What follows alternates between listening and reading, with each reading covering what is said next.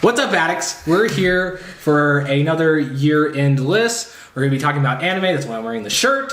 And we're going to be talking about... That didn't come out this year. No, it didn't come Well, out. it did. But it wasn't. It's not in our list, though.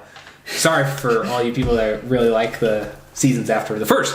I could have worn another shirt that actually worked for this list. Anyway, I'm rambling on because you're already probably clicked off the video. But this is going to be our top 5 anime of this year, which is 2018, in case you're watching in a different year. And we're going to do things probably weird from what you're seeing. I'm going to do my 5. Michael's going to do his 5 because obviously we differ a little bit, but we're just going to go back and forth. So you're getting 10 for their, Price of one? Yeah.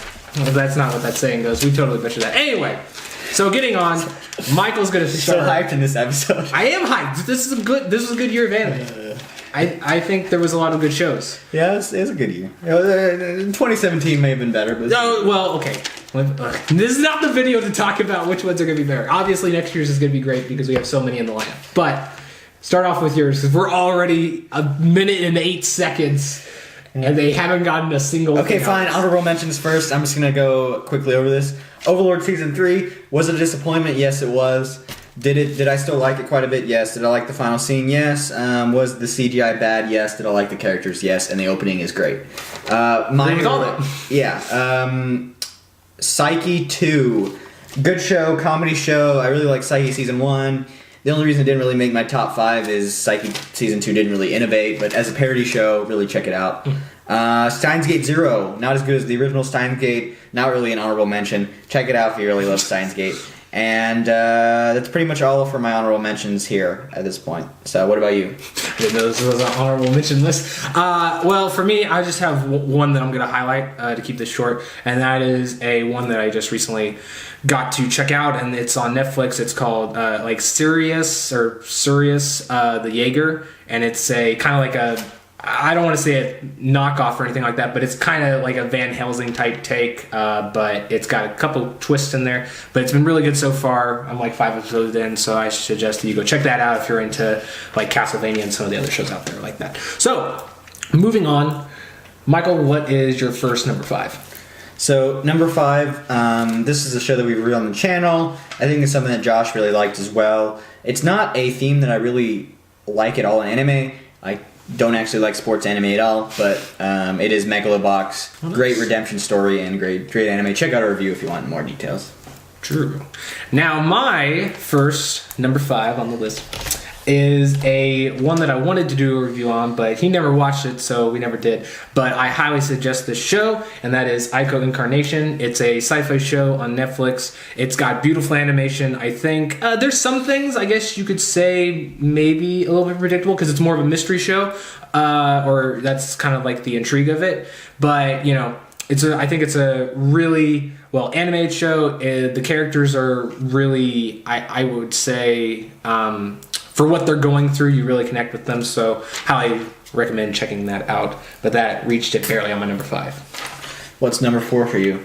Well, I'm going to get kind of redundant here. My number 4 is Megalobox. Like Michael said, I'm not much into sports anime or sports shows in general, but I think this one had a unique, well, not unique, but just a twist that I like seeing, and that's kind of like a sci-fi element to it. But I love how he just takes away from that norm, so it's great. So my number 4 is a little bit different because the show isn't over yet, and I think I'm gonna have it on the next list that we have for next year for the best shows, and that is That Time I Got Reincarnated as a Slime. Source material is great. I really liked the beginning part of the show, as well as it's really heating up in the last couple weeks. So I'm gonna keep watching it every week, and it's getting better and better.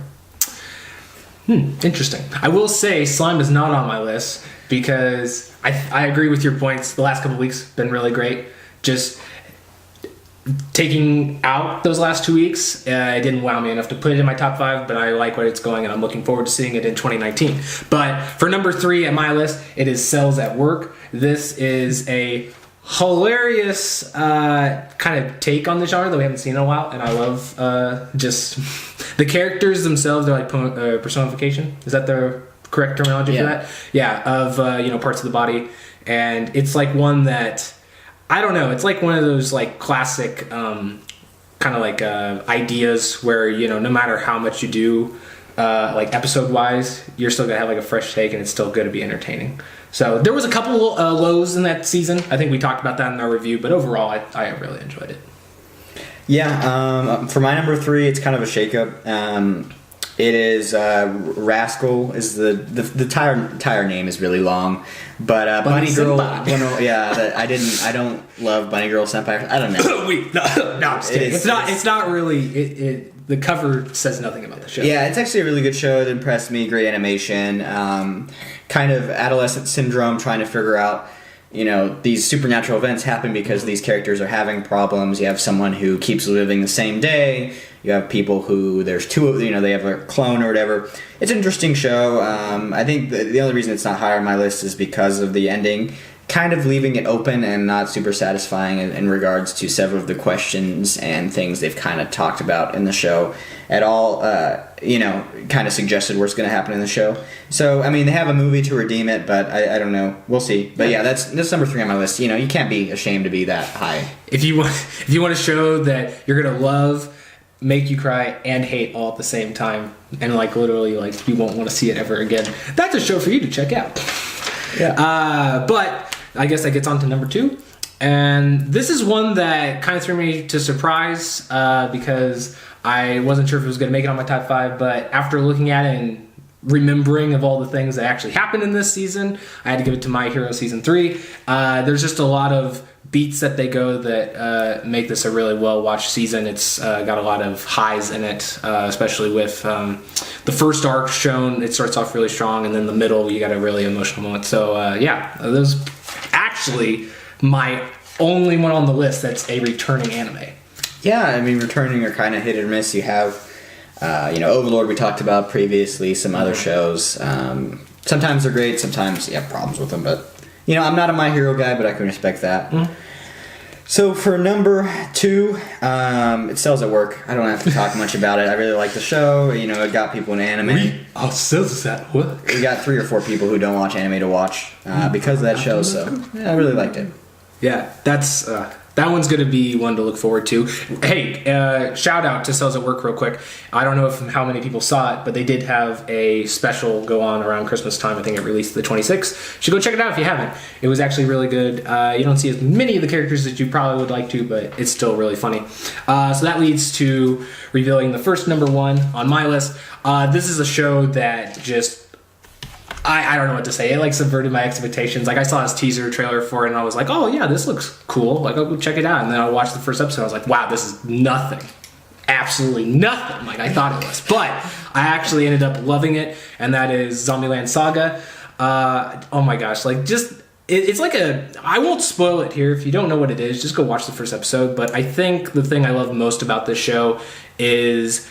how much it shocked me in terms of what they actually covered, and I think the characters are all really lovable, and they actually have really great character development throughout all of them. So that's a weird show for you to be the best of the year. I know it really is, but I mean, it has zombies in it, so there's your.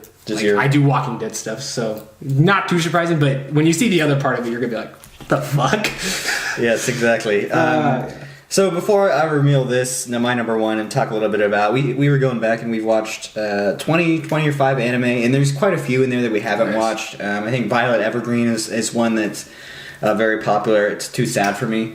There's some other ones as well that I haven't watched. My Hero, Attack on Titan came out this year. I don't know if people like that or not. I don't really like that genre. I mean, that show in particular. It's popular, so I'm sure somebody's out there watching it. Yeah, and then you have, you have Goblin Slayer, which we haven't talked about yet. People liked and hated that. We'll be talking about that pretty soon. Yeah. You'll probably see that before you see this, so. Maybe.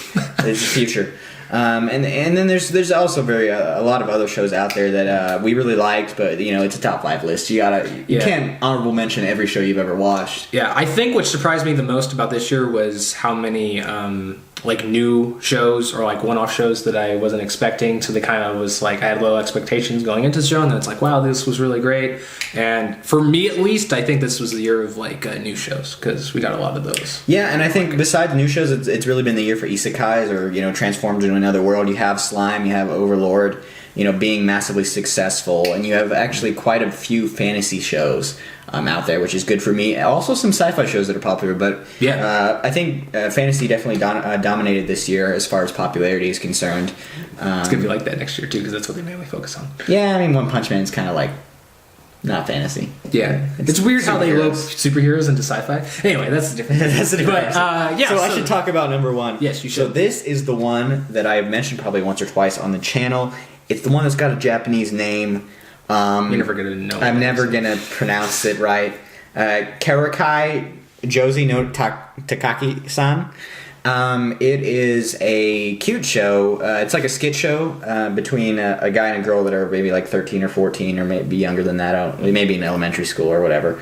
And anyway, you just have to watch it because it's hilarious. It's cute. It's just great. It's full weeb for sure. But I really like the tone it has, and it's does it have a great message? No, but sometimes entertainment is just about being entertaining. It's not about revealing something to you from the depths of the world. And this would really entertain me. I loved it, and the ending was great.